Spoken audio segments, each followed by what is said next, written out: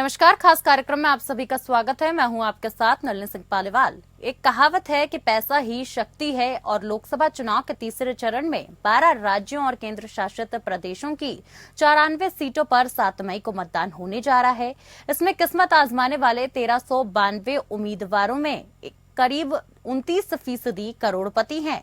Association for democratic reforms के मुताबिक इस चरण में उम्मीदवारों के पास औसतन 5.67 करोड़ रुपए की संपत्ति है, तो वहीं भारतीय जनता पार्टी के उम्मीदवार सबसे ज्यादा अमीर हैं, जिनकी औसत संपत्ति 44.08 करोड़ रुपए है। तीसरे चरण के समाजवादी पार्टी के उम्मीदवारों के पास औसत संपत्ति 42.93 करोड़ रुपए है, तो वहीं कांग्रेस पार्टी 20.6 करोड़ रुपए के साथ तीसरे पायदान पर है। दक्षिणी गोवा से बीजेपी कैंडिडेट पल्लवी श्रीनिवास डेम्पो 1361 करोड़ रुपए से ज्यादा की संपत्ति के साथ सबसे अमीर उम्मीदवार हैं, तो वहीं धनी उम्मीदवारों की तादाद में बढ़ोतरी हुई है। 2019 में इन सीटों पर 5 करोड़ रुपए और उससे ज्यादा की संपत्ति वाले उम्मीदवारों की संख्या 10% से बढ़कर इस बार 12% हो गई है। वहीं 10 लाख रुपए से कम संपत्ति वाले लोग 2024 में 31.5% हो गए हैं, जो 2019 में 37% से। साथ ही तीसरे चरण में बीजेपी ने 82 उम्मीदवार उतारे हैं। इनमें से 16 के पास 50 करोड़ रुपए से ज्यादा की संपत्ति है, तो वहीं पार्टी के 52% उम्मीदवारों के पास 1 करोड़ से 10 करोड़ रुपए के बीच की संपत्ति है। केवल 6% उम्मीदवारों के पास 1 करोड़ रुपए से कम की संपत्ति है। वहीं कांग्रेस पार्टी के 67 उम्मीदवारों में से 9 के पास 50 करोड़ रुपए से ज्यादा की संपत्ति है, 12% के पास 1 करोड़ रुपए से कम की संपत्ति है, तो वहीं समाजवादी पार्टी के 10 में से 2 उम्मीदवारों के पास 50 करोड़ रुपए से ज्यादा की संपत्ति है। तीसरे चरण में बहुजन समाज पार्टी के 79 उम्मीदवारों में से 63% की संपत्ति 1 करोड़ रुपए से कम है, तो वहीं गुजरात के बारडोली से पार्टी के उम्मीदवार रेखाबन हरसिंह भाई चौधरी ने केवल 2000 रुपए की संपत्ति घोषित की, जो कि सबसे कम है। चुनाव लड़ रहे 1331 उम्मीदवारों में से 507 यानी 37.5% कैंडिडेट्स का आपराधिक रिकॉर्ड है। एडीआर के मुताबिक इनमें से 244 उम्मीदवारों पर गंभीर आपराधिक मामले दर्ज हैं। वहीं साल 2019 में 1594 उम्मीदवारों ने इन सीटों पर चुनाव लड़ा, जिनमें से 682 यानी 42.8% का आपराधिक रिकॉर्ड था। कांग्रेस ने आपराधिक रिकॉर्ड वाले सबसे ज्यादा 26 उम्मीदवार मैदान में उतारे हैं, तो वहीं बीजेपी ने 22 उम्मीदवार उतारे हैं। इनमें से दोनों दलों के 14 उम्मीदवारों के पर गंभीर आपराधिक मामले दर्ज हैं। वहीं दूसरी ओर बीएसपी के केवल 9% उम्मीदवारों पर आपराधिक मामले दर्ज हैं। 8% उम्मीदवारों के खिलाफ गंभीर आपराधिक आरोप हैं, तो वहीं तीसरे चरण के उम्मीदवार में 1229 पुरुष और 123 महिलाएं हैं, यानी महिला उम्मीदवारों की तादाद सिर्फ 9.1% है। तृणमूल कांग्रेस और उद्धव गुटवाली शिवसेना ने कोई महिला उम्मीदवार नहीं उतारा है। वहीं लोकतंत्र में अपना प्रतिनिधि चुनने की आजादी होती है। पार्टियां चुनाव में अपना उम्मीदवार उतारती हैं। उन उम्मीदवारों पर कई तरह के आपराधिक मामले भी दर्ज होते हैं। बिहार की अगर बात करें तो बिहार में तीसरे चरण के चुनाव में कुछ ऐसे उम्मीदवार भी हैं जिन पर आपराधिक मामला दर्ज है। क्रिमिनल केस भी लगातार चल रहा है। कुछ उम्मीदवारों पर गंभीर आरोप हैं। एसोसिएशन फॉर डेमोक्रेटिक रिफॉर्म यानी कि एडीआर के विश्लेषण के अनुसार बिहार में तीसरे चरण में 5 लोकसभा सीटों पर चुनाव लड़ने वाले कुल 54 उम्मीदवारों में से 13 उम्मीदवारों पर आपराधिक मामले हैं और उनसे 12 पर गंभीर आरोप हैं। साथ ही लोकसभा चुनाव के चौथे चरण के लिए चुनावी मैदान में उतरे 1710 उम्मीदवारों में से 21% ने अपने खिलाफ दर्ज आपराधिक मामलों की जानकारी दी है। साथ ही एसोसिएशन फॉर डेमोक्रेटिक रिफॉर्म यानी एडीआर ने एक रिपोर्ट में यह खुलासा किया कि एडीआर और द नेशनल इलेक्शन वॉच ने कुल 1717 उम्मीदवारों में से 1710 के स्व शपथ पत्रों का विश्लेषण किया है।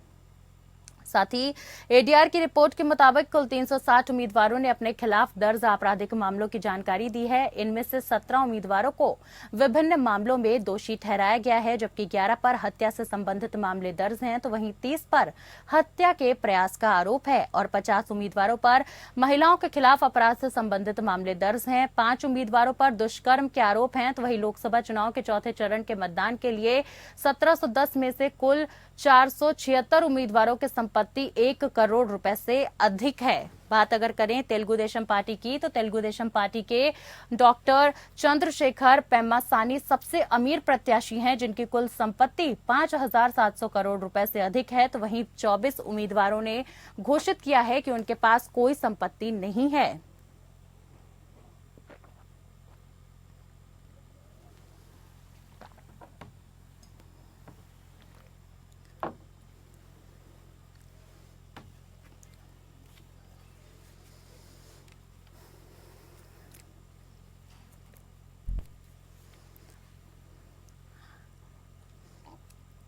तो आज इसी पर चर्चा करेंगे कि आखिर दागियों पर दाव क्यों। चर्चा के लिए खास कार्यक्रम में खास मेहमान हमारे साथ जुड़ चुके हैं। सबसे पहले आप सभी को उनसे परिचय करा दूं। हमारे साथ बीजेपी का पक्ष रखने के लिए बीजेपी के नेता अनूप पांडे जी मौजूद हैं। वहीं हमारे साथ कांग्रेस का पक्ष रखने के लिए कांग्रेस नेता रतन तिवारी जी मौजूद हैं। सबसे पहले अनूप जी, आपका रुख करते हुए सवाल वही है कि पीएम मोदी ने तो 2014 में कहा था कि अगर हम जीते तो जितने भी दागी नेता हैं उनको सीधे उनकी फाइलों को सुप्रीम कोर्ट के हवाले कर देंगे, मगर ऐसा हुआ क्या?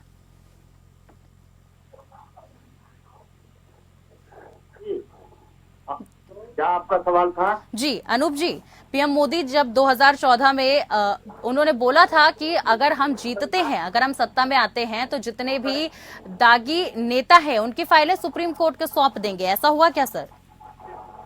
बिल्कुल, जितने दागी हैं सारे जेल जा रहे हैं और ईडी जो निष्पक्ष कार्यवाही कर रही है। आपको देखने को मिल रहा होगा कि बंगाल के अंदर एक मंत्री के घर से कितने पैसे बरामद हुए, वही हाल झारखंड का है, कितने करोड़ों रुपए बरामद हुए और वहाँ मशीनें लगी गिनने के लिए, कहीं 30 करोड़ कहीं 50 करोड़, ये तमाम रुपए पकड़े जा रहे हैं। तो ये नरेंद्र मोदी जी के भ्रष्टाचार विरोधी नीति का ही परिणाम है कि ईडी निष्पक्ष भाव से काम कर रही है, वरना इस देश के अंदर कहाँ कुछ कार्रवाई होती थी। ईडी और सीबीआई सब सो गई थी, आतंकवादी चारों तरफ आतंक मचा रहे थे और सरकार मौन थी। लेकिन 2014 के बाद ऐसा देखने को मिला है कि आतंकवादियों की जगह जेल है। ये अरविंद केजरीवाल जैसा भ्रष्टाचार व्यक्ति देश में तमाम तरीके की बात करते थे और आज खुद जेल में है और एनआईए जांच कर रही है। शायद वो भूल गए कि देशभक्तों की सरकार चल रही है देश के अंदर। तो अब इस देश में ऐसा नहीं चलेगा कि आतंकवादी बाहर घूमेंगे और भ्रष्टाचारी भ्रष्टाचार करते रहेंगे। अगर आतंकवादी आतंकवाद करेगा, भ्रष्टाचारी भ्रष्टाचार करेगा, तो जेल की रोटी भी खाएगा। ऐसा प्रधानमंत्री भारतीय जनता पार्टी में कोई भी दागी नेता नहीं है क्या सर? भारतीय जनता पार्टी में कोई दागी नेता नहीं है इस वक्त? बिल्कुल नहीं है। अगर कोई देखिए, जिसके ऊपर अगर चार्ज फ्रेम हो गया, चार्ज हो गया, सजा पा गया जी, उसको बोलते हैं ना। अगर किसी व्यक्ति के ऊपर कोई आरोप है, आरोप लगा देना हर से कोई व्यक्ति दागी नहीं हो जाता जब तक कोर्ट का उसके ऊपर आदेश न हो, जब तक वो सजाता न हो, सजा न पाया हो। लेकिन यही मैं देखता हूँ कि इंडी गठबंधन में जी जितने नेता हैं, कोई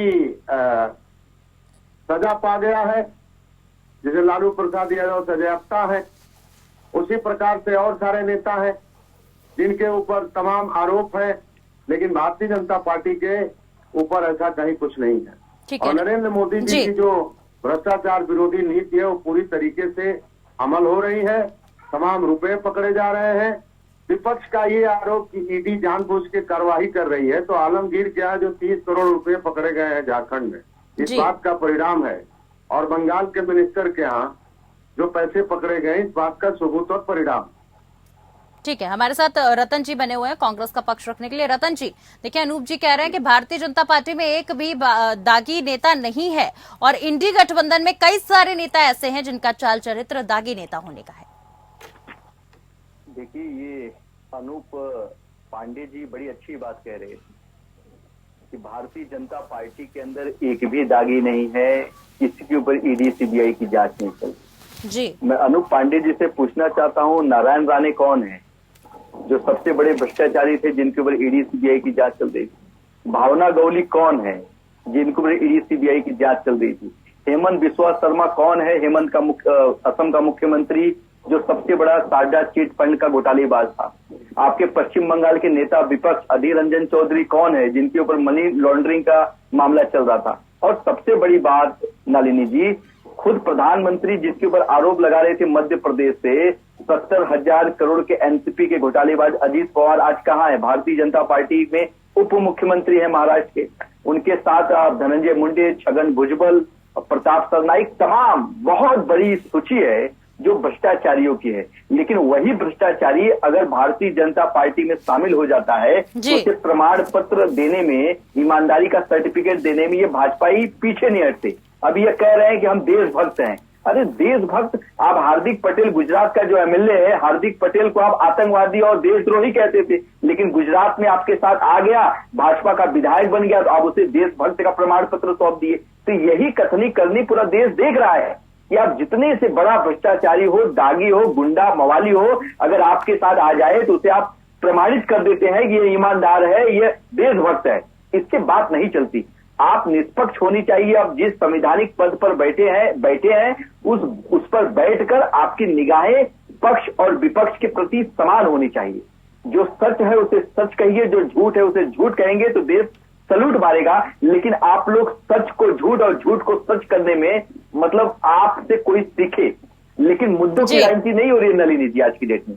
आज की डेट में सिर्फ इसी तर्ज पे राजनीति हो रही है और इससे देश अब उब चुका है, परेशान हो चुका है। और आज मतदान हो रहा है, उस मतदान में यही जो दर्द है लोग भाजपा के खिलाफ वोट करके दिखा रहे हैं। अनूप जी जवाब दीजिए। देखिए, विपक्ष बिल्कुल बौखलाहट में है, इसीलिए राहुल गांधी जी उलूल जुलूल बयान दे रहे हैं। राहुल गांधी जी का जो बयान आ रहा है, राहुल गांधी जी की जो छटपटाहट आ रही है, वो पागलपन जैसा बयान भारत देश के लिए दे रहे हैं कि हम संपत्ति का एक्सरे कराएंगे, हम लोगों की संपत्ति को जब्त करेंगे, हम लोगों की संपत्ति को बेचेंगे। खुद तो इतने सालों शासन करने के बाद भी देश का विकास नहीं कर पाए, गरीबों का उत्थान नहीं कर पाए, और जिनके पास खेत है, जमीनें हैं, घर है, संपत्ति है, उसको छीन करके ये बांटेंगे पत्थरबाजों के बीच में। ऐसे नेताओं को अनूप जी लेकिन एडीआर की रिपोर्ट तो ये भी, अगर संपत्ति का आपने जिक्र किया तो एक सवाल मैं आपसे यहाँ लेना चाहूंगी कि एडीआर की रिपोर्ट अनूप जी ये कह रही है कि सबसे ज्यादा करोड़पति प्रत्याशी की भरमार भारतीय जनता पार्टी में, इसका भी जवाब दीजिए साथ ही साथ। एक मिनट जी, ये रटा रटाया बयान, ये जो तोता जैसे रट रहे हैं, ये पूरे विपक्ष का ही हाल है। हेमंत विश्व शर्मा जी, ये फलाना जी, ये राणे जी, ये कुछ नहीं मालूम है इनको, न केस के विषय में ज्ञान है, न इनको उन लोगों के मुकदमे के विषय में ज्ञान है। शायद इनको पता नहीं है हेमंत विश्व शर्मा जी कब भारतीय जनता पार्टी में आए, जब कोर्ट से बरी हो गए, सारे चार्ज खत्म हो गए, वो 2000 वो जितने उनके मुकदमे थे समाप्त हो गए, इसके बाद वो भारतीय जनता पार्टी में आए। तो मैं अनुरोध करूंगा जी, रतन जी बात पूरी होने देते फिर आपका रुख करते हैं जी, कि आपकी पार्टी में विखंडन चल रहा है, रोज लोग छोड़ के भाग रहे हैं। चाहे इंदौर की सीट से आपका प्रत्याशी भाग रहा है, आपका प्रत्याशी पूरी की सीट से भाग रहा है, कांग्रेस के लोग। लेकिन अनूप जी इसका भी तो जिक्र बताइए ना कि करोड़पति प्रत्याशियों की अगर बात की जाए तो सबसे ज्यादा करोड़पति प्रत्याशी जो है वो भारतीय जनता पार्टी में है। क्या करोड़पति होना इस देश में गुनाह है? क्या पैसा कमाना इस देश में संविधान हमको ठीक है जल्दी से मैं आपका रुख करूंगी। रतन जी कुछ कहना चाह रहे हैं इस बीच। रतन जी मैं ये कहना चाह रहा हूँ नलिनी जी, मैं ये कहना चाह रहा हूँ, इन्होंने पुरी का नाम लिया, इन्होंने इंदौर का नाम लिया कि ये प्रत्याशी भाग रहे हैं जी। मैं बड़े दावे के साथ कहता हूँ कि हमारा इंदौर का प्रत्याशी अगर भागा तो किसके गाड़ी से भागा? वो गाड़ी थी इनके ही नेता, और उसी गाड़ी में सेल्फी लेते हुए पकड़ा गया और विजय वर्गीय तरीके से ठहाके। सुन तो लीजिए, झूठ मत बोलिए, अरे सुन तो लीजिए, पूरे कोई मीडिया ने चलाया था विजय वर्गीय की गाड़ी में वो प्रत्याशी भाग रहा था और भाग के सीधा भारतीय जनता पार्टी में शामिल हो गया। और इंदौर के एक प्रत्याशी है, जनता कांग्रेस पार्टी के प्रत्याशी हैं। अगर आप कहेंगी नलिनी जी तो मैं नंबर दूंगा, आप उनको राष्ट्रीय अध्यक्ष डॉक्टर मेहताब जी दिल्ली में बैठे हैं, आप उनको लाइन पे लीजिए और उनसे पूछिए और रिकॉर्ड चैनल पे। नहीं, लेकिन रतन जी, वो कांग्रेस भी वादा करती है, 10 लाख रुपए कांग्रेस भी वादा करती है कि बागी विधायकों को जो हम है टिकट नहीं देंगे, दागी विधायकों को, दागी नेताओं को हम अब मैदान में नहीं उतारेंगे। जनता से इस प्रकार के दावे कांग्रेस भी करती है, लेकिन अगर आंकड़ों का जिक्र देखा जाए तो कांग्रेस में भी दागी नेता हैं।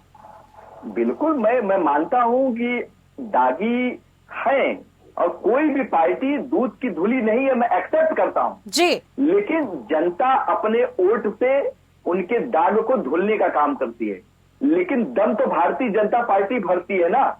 अभी आपके चैनल पे पांडे जी कह रहे थे हम दागियों को जेल में डालेंगे, गुंडों को जेल में डालेंगे, भ्रष्टाचारियों को जेल में डालेंगे, लेकिन यह नहीं बता रहे थे कि हम गुंडों को, मवालियों को और जितने भ्रष्टाचारी हैं उनको टिकट भी हम ही लोग देंगे जी। तो मैं कहना चाहता हूं कि यह लोग क्या बोलते हैं, क्या करते हैं ये जाने, लेकिन देश में 10 सालों से अगर मुद्दों की बात की जाए तो कांग्रेस पार्टी और इंडिया अलायंस ने मुद्दों की बात की है।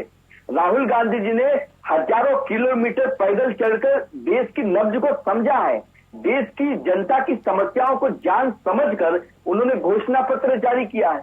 हमने 10 सालों तक सदन के अंदर नोटबंदी हो, जीएसटी हो, चाहे कोरोना काल हो, चाहे अडानी के घोटाले की बात हो, तमाम किसानों की बात हो, हमने हर मुद्दों पे सरकार से लड़ के झगड़ के हमने वकालत की है। लेकिन हर्ष क्या हुआ नलिनी जी, सदन से बाहर फेंका गया, हमारे सांसदों को निलंबित होना पड़ा, लेकिन वो सब हम लोग भूलकर हम लोग राजनीति में चुनाव लड़ रहे हैं और जनता भगवान होती है, जनता अपने वोट से हमें आशीर्वाद देगी। ठीक है अनूप जी, 400 पार का दावा भारतीय जनता पार्टी करती है, तो क्या 400 पार को जो है सक्रिय करने के लिए, 400 पार करने के लिए दागियों को मैदान में उतार देंगे? देखिए, कोई दागी नहीं है, कांग्रेस पार्टी में भागम भाग मचा है।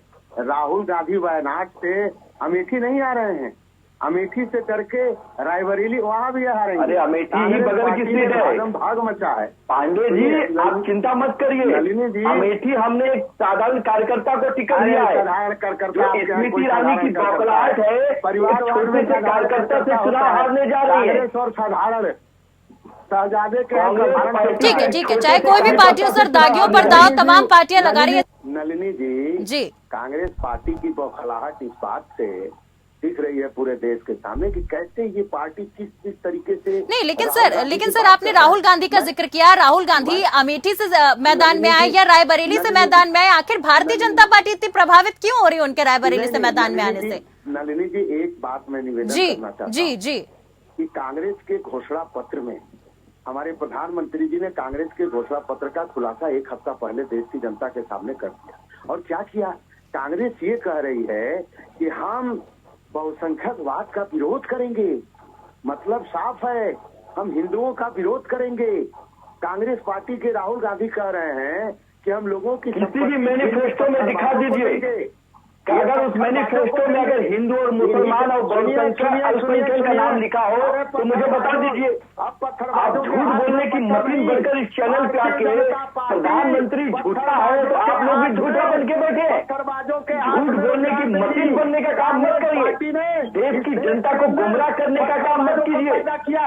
आज चुनाव हारने के कगार पे आ गए हैं, 10 वर्षों में आपने कुछ भी नहीं किया तो आप प्रोपेगेंडा फैलाने का काम कर रहे हैं, देश की जनता को गुमराह करने का काम कर रहे हैं। राहुल गांधी जी इतने बौखलाए हैं कि देश में वो तो दिख रहा है कि कौन बौखलाया है, देश को बर्बाद, वो तो दिख रहा है कौन बौखलाया है, नीचे गिर गई है देश का प्रधानमंत्री। नहीं, लेकिन अनूप जी मुद्दा ये थोड़ी है, मुद्दा ना तो मैनिफेस्टो है, ना घोषणा पत्र है, ना कांग्रेस है। अनूप जी देखिए आप मुद्दे से भटका रहे हैं। आप राम मंदिर की बात कर रहे हैं, घोषणा पत्र की बात कर रहे हैं, मैं दागी नेताओं की बात कर रही हूँ। सर मुद्दे पे रहते ना, मुद्दे को इधर उधर मत ले जाइए। सबसे बड़े दागी तो इनके पार्टी के अंदर भरे पड़े हैं, जो अमेरिका से लेकर शाम। चलिए ठीक है, रतन तिवारी जी कह रहे हैं सबसे ज्यादा बागी नेता कांग्रेस पार्टी में है, इंडिया गठबंधन में है। देखिए नलिनी जी, जब मैंने मुद्दों की बात शुरू की, हमने कहा कि हमने देश की जनता की वकालत की है पिछले 10 वर्षों तक, लेकिन आपने अपने चैनल पे देखा कि इन्होंने किस प्रकार हिंदू मुसलमान शुरू कर दिया, मंदिर मस्जिद शुरू कर दिया और पाकिस्तान तालिबान की बात करते हैं। और मैं बार बार कहता हूँ कि घोषणा पत्र शुरू कर दिया, मैं बार बार कई चैनलों ठीक है अनूप जी मेरी गुजारिश है सर, एक एक करके इस तरीके से किसी की भी आवाज नहीं आएगी, समझिए इस चीज को। 4 तारीख को खुशी मनाइए, एक बात सुन लीजिए। हमने बार बार कहा है, और पांडे जी आपको भी मैं कहता हूं कि कांग्रेस पार्टी का घोषणा पत्र आप भी पढ़िए, उसे पढ़ने के बाद आपका दिल और आपका हृदय परिवर्तन हो जाएगा, और मुझे पूरा भरोसा है कि आप भी कांग्रेस पार्टी को वोट दे के आएंगे। दिमाग में आ गया है क्योंकि ठीक है रतन जी चाहे बात भारतीय जनता पार्टी की हो, चाहे कांग्रेस की हो, चाहे इंडी गठबंधन में शामिल तमाम पार्टी की हो या एनडीए गठबंधन में शामिल पार्टियों की हो, तमाम पार्टियों में बागी नेताओं को उतारा जाता है। ऐसे में मेरा सवाल ये है कि सर जनता से वादा तो किया जाता है, लेकिन वो वादा साकार कितना होता है? क्योंकि दूसरा इलेक्शन जब आता है तब बागी नेता मैदान में जरूर होते हैं। तो क्या आप लोग समझ चुके हैं कि जीत के लिए बागी नेताओं का उतारना मैदान में जरूरी है?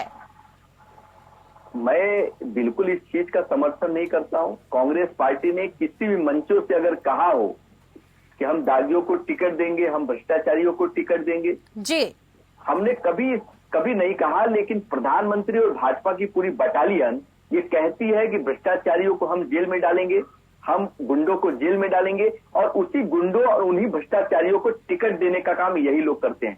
चाहे बिहार देख लीजिए, चाहे उत्तर प्रदेश देख लीजिए, चाहे महाराष्ट्र देख लीजिए, जितने गुंडे मवाली हैं, जितने भ्रष्टाचारी हैं, जितने लोगों को ईडी सीबीआई की जांच चल रही है, सभी लोगों को टिकट देने का काम यही करते हैं। और खुद अरे सुन लीजिए ना पांडे जी, आप बीच में ठीक है रतन जी जल्दी से बात आप अपनी पूरी कीजिए। आप देखिए ये गुंडे मवाली कहना आसान है।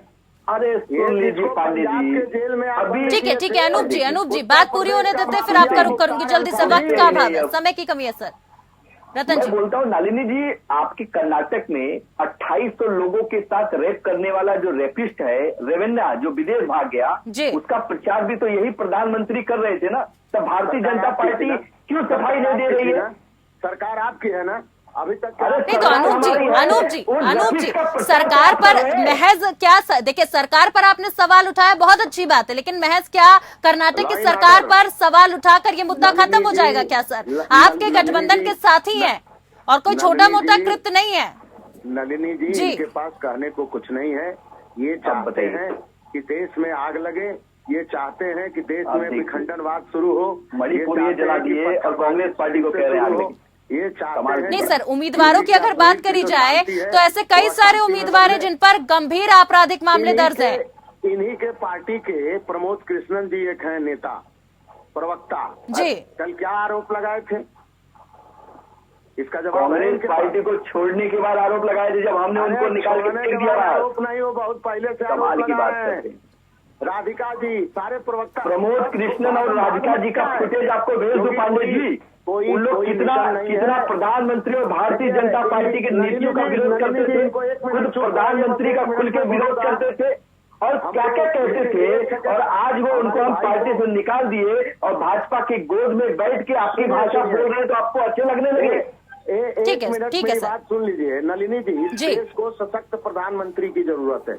हम अपने भाई से ही पूछना चाहते हैं, सशक्त प्रधानमंत्री की बिल्कुल जरूरत है, लेकिन देश को झूठे और जुमलेबाज की जरूरत नहीं है। सवाल यही है सर, सवाल यही है, दोनों ही पार्टियों से मेरा सवाल है, आप दोनों से मेरा सवाल है कि आखिर बागी नेताओं को जिस प्रकार से दागी नेताओं को उतारा जाता है मैदान में, क्या वो गलत नहीं है? जनता के भरोसे को तोड़ने जैसा नहीं है? नलिनी जी हमें एक जी जल्दी से सर, वक्त का अभाव है, जल्दी से। हाँ देखिए, मैं ये कहना चाहता हूँ कि भारत को एक सशक्त प्रधानमंत्री की जरूरत है। इंडी गठबंधन के पास ममता जी, राहुल जी, तेजस्वी जी, अखिलेश जी और हिंदुओं को जो डेंगू और मलेरिया कहने वाली डीएमके। ठीक है देखिए अनूप जी, बड़ी माफी के साथ आप दोनों को बीच में रोक रहे हो, क्योंकि आज का मुद्दा ये है ही नहीं, आज का मुद्दा है दागी विधायक और आप लोग देखिए मुद्दे से भटक रहे हैं। बहरहाल आप दोनों का बहुत बहुत शुक्रिया हमारे साथ जुड़ने के लिए और एक अहम चर्चा करने के लिए। अब देखना होगा कि जिस प्रकार से लगातार चुनावों से पहले पार्टियां वादा करती हैं कि दागियों को वो अगले चुनाव में नहीं उतारेंगी, लेकिन जब चुनाव आते हैं तो पार्टियां अपना दावा भूल जाती हैं।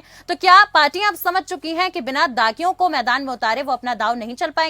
बहरहाल फिलहाल के लिए खास कार्यक्रम में मेरे साथ बस इतना ही। नमस्कार।